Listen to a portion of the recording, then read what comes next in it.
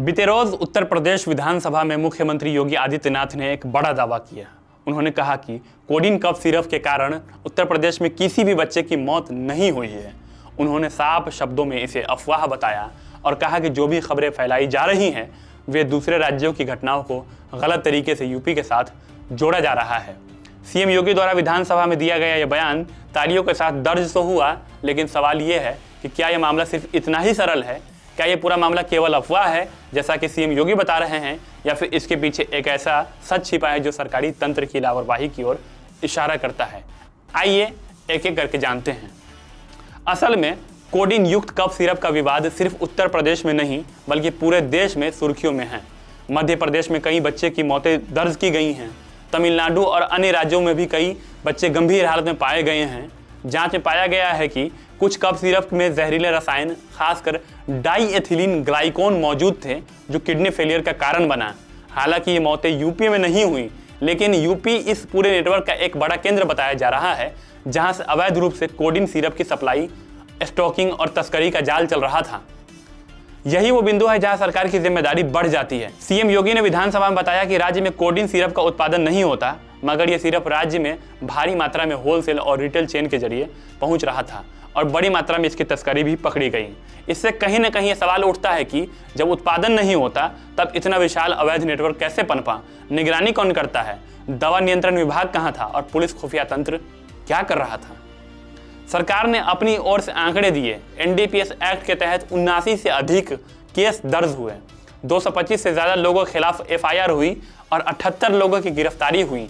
कई जगहों पर छापेमारी हुई और एक विशेष जांच दल एसआईटी भी बनाई गई।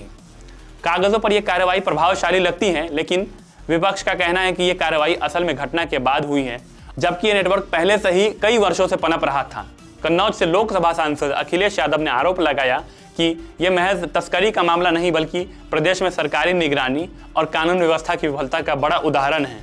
उनका कहना है कि इतने बड़े स्तर पर सिरप का अवैध कारोबार चल रहा था तो यह सरकारी ढांचे की लापरवाही और मिसमैनेजमेंट को दर्शाता है। एक दवा जो बच्चों के लिए खतरनाक हो सकती है बेहिसाब मात्रा में खुलेआम बिके, तस्करी हो और काले बाजार में घूमती रहे तो ये सिर्फ अधिकारियों की नहीं बल्कि सरकार और उसके निगरानी विभागों की असफलता भी मानी जाएगी।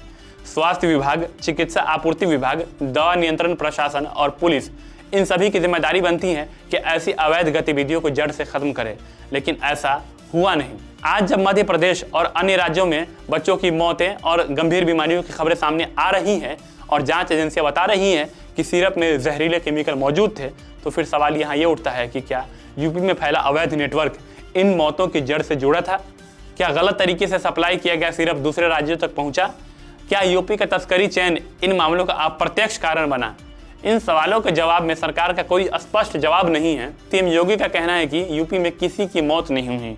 तकनीकी रूप से सही हो सकता है, लेकिन मुद्दा मौत की संख्या से बड़ा है। मुद्दा यह है कि एक खतरनाक नेटवर्क यूपी की धरती पर फल फूल कैसे रहा था। अगर निगरानी मजबूत होती तो क्या ये नेटवर्क इतना विशाल हो पाता? अगर कार्रवाई पहले होती तो क्या दूसरे राज्य प्रभावित होते? सरकार कह रही है कि कार्रवाई हो रही है और जनता जानना चाहती है कि देख रेख में कहाँ कमी रह गई, किसकी कमी रह गई। अंत में यह मामला सिर्फ एक कफ सिरप का नहीं है, यह मामला है बच्चों की सुरक्षा का, लापरवाही का, निगरानी की विफलता का और राज्य की जवाबदेही का। अगर उत्तर प्रदेश में अवैध कोडिन सिरप का जाल वर्षों से चल रहा था और सरकारी विभागों को इसकी भनक तक नहीं लगी या लगी भी तो उन्होंने रोकने में विफलता दिखाई, तो ये राज्य सरकार की गंभीर जिम्मेदारी बनती है।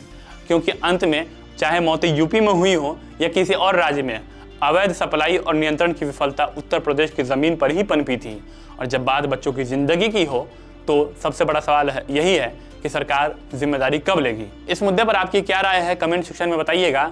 मेरा नाम नैयर आजम है और आप द हिंदी टॉप देख रहे थे।